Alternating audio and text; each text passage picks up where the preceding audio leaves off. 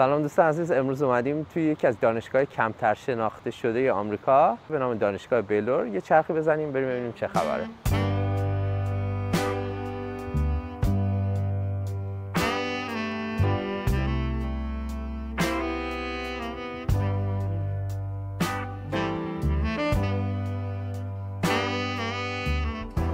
الان داریم میریم شروع کنیم دور بار دانشگاه بیلور بگردیم ببینیم چه خبره.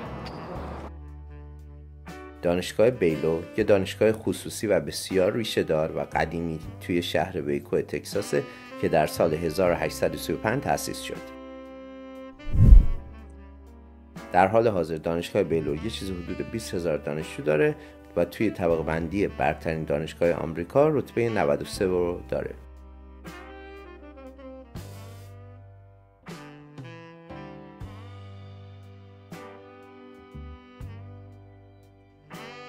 چند تا از دانشکده‌های معروف دانشگاه بیلور شامل هنر و علم و علوم اجتماعی و تجارت و حقوق، پرستاری، مهندسی، علوم کامپیوتر و موسیقی میشه.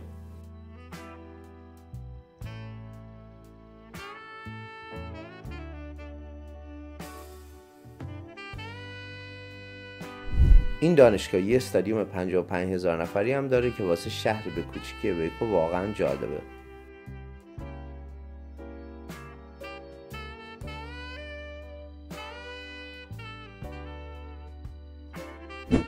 توی فضای بیرونی دانشگاه شما کلی فضای باز دارین که واسه گشت و گذار و لحظه‌ای که میخواین با خودتون خلوت کنین عالی.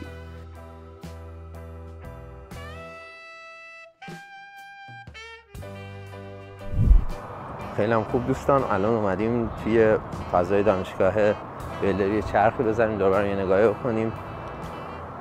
دانشگاه نمیشه گفت بزرگه، نمیشه گفتن دانشگاه کوچیکه، دانشگاه به نسبت متوسطیه، سایزش هم در واقع همون میگه، تعداد دانشجوش هم که 20,000 تا هست همون نشون میده که کلا دانشگاه سایز متوسطه و در واقع نرمالیه.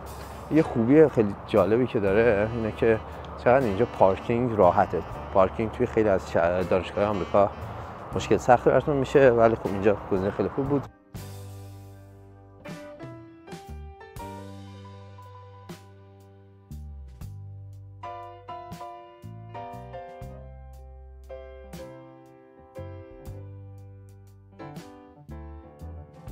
دو تا خرس بامزه هم تو این قسمت دانشگاه هست که تو خونه چند میلیون دلاری خودشون دارن خوش میگذرونن.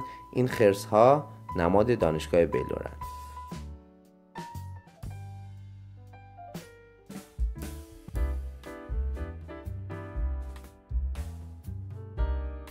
دانشگاه بیلور یه تیم معروف ورزشی به نام خرس‌های بیلور داره که به عنوان یکی از برترین تیم‌های ورزشی دانشگاه آمریکا شناخته میشه. به خاطر همین روی بخش ورزشش هزینه زیادی کرده. اما اگه بخوام با دانشگاه منسوتا مقایسه کنم، باشگاهی که ما اونجا داشتیم بزرگتر بود، ولی اینجا هم چیزی از یه باشگاه کامل کم نداشت.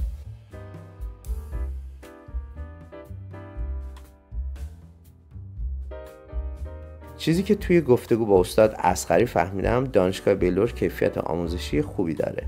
در حال حاضر اینجا 20 تا دانشجوی ایرانی داره که توی رشته‌های مختلف در حال تحصیلن.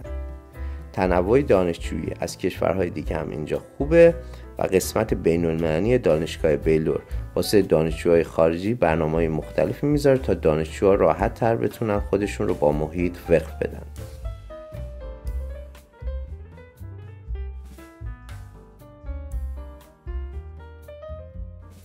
اگه برنامه دارین که برای دانشگاه بیلور اقدام کنید، پیشنهاد میکنم ویدیو گفتگو من با استاد اصغری رو حتما ببینید.